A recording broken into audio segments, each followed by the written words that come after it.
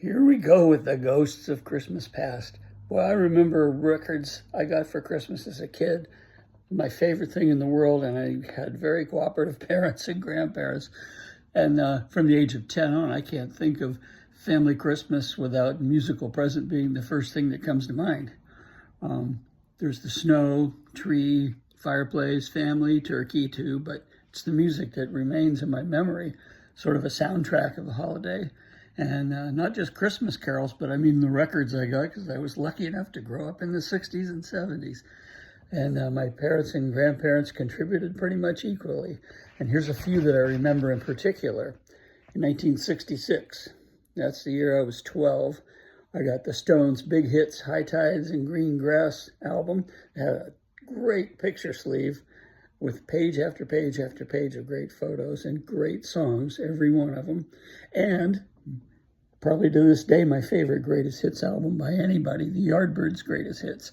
It was the only way you could get Happenings 10 years time ago if you missed the 45, which I did. But it was my favorite Yardbird song, and it's one of my top 5 songs of all time favorites. That was 66. 67 and 68 were great, but 69 was especially good. It was a Beatles catch-up Christmas. I got Sgt. Pepper's and the White Album. Whew! My brother got Magical Mystery Tour and Abbey Road. So, of course, I borrowed those constantly. He also got the Green River CCR album, and I got Volunteers, one of probably my favorite Jefferson Airplane album. Hendrix Smash Hits, which had Red House on it. It's the only place that ever appeared. Inagata Devita, which I ended up playing that song in a band, my first band that same year. And Jethro Tull's Stand Up. My grandmother got me that. What a deal. Has your grandmother ever got you a Jethro Tull album? Ours got us also. JG's and I have the same grandmother. She got this Frank Zappa, Alice Cooper, Captain Beefheart. Yeah, we're getting somewhere. 1970 was just as good. There was a Blue Double Yardbirds album called Clapton, Beck and Page, and it was terrific. I just played that into the ground. Fire and Water by Free, one of the most perfect albums in history. Monster by Steppenwolf. I later met the cover photographer and did picture framing for him, Tom O'Neill. Mott the Hoople's first album with an Escher picture on the front. Had the song Rock and Roll Queen on it, which was literally the last cover song Austin Fox ever played. Blows Against the Empire, a total masterpiece by Kantner, Slick, and others. Band of Gypsies, Hendrix's live masterpiece. Share the Land, Guess Who? Very good album. MC5, Living in the USA. My band Austin Fox played one of the songs off of that. Then in 1977, the Yes album, I remember. Kind of faded after that a little bit. I grew up, I was 18, out of the house. But in 77, JG, who's in Trygesis, got me a vinyl album of the Hollies' Greatest Hits. Still love that album.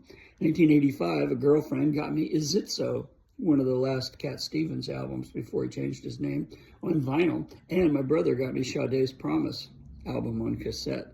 And she'd already become my favorite singer, and still is, female that is, since 1985. So I still have that cassette. My daughter got me Outrider, Jimmy Page's solo cassette, in 1988. In 1992, I gave my brother the Venus Isle album by Eric Johnson, which he hadn't even heard of, which is amazing because he's way ahead of the curve on everything else. Early 2003, he got me the complete Beatles box set, the British version of all their albums, and the anthology DVDs a couple years after that, I guess. Or maybe it was before.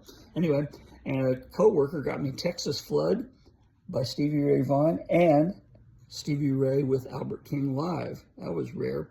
So I hope you get and maybe give some good music this year. Happy Christmas. All right, it's almost Christmas. Anyway, here's perfect pairings that I've found in music.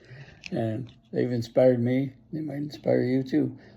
Of course, Lennon and McCartney, Jagger and Richards. When it works, it works. Gilbert and Sullivan, in the real old days, I couldn't tell you one thing they wrote, but they were huge and still are. Rodgers and Hammerstein, Rodgers and Hart. Burt Bacharach and Hal David, that's more 60s, but they did great work together.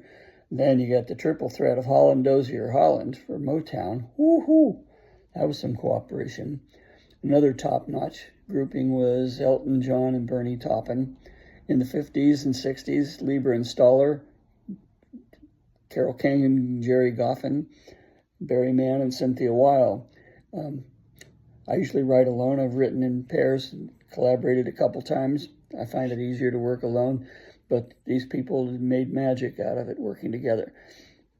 My number one pairing, though, of all, well, for movies anyway, is Arlen and Harburg for The Wizard of Oz. Just doesn't get any better than that. I call them the Beatles of film soundtracks. But there's a TV variation that I would put every bit its equal. It's not just people in the pairings, but the projects themselves, like the soul music and actors combined with the script of The Commitments, which is one of my top favorite movies, right up there with The Wizard of Oz, and The Nightmare Before Christmas. There's a collaboration, Danny Elfman and Tim Burton, but I digress. The 50s and early 60s, music was covered beautifully with American Graffiti. It's a perfect pairing of music to film.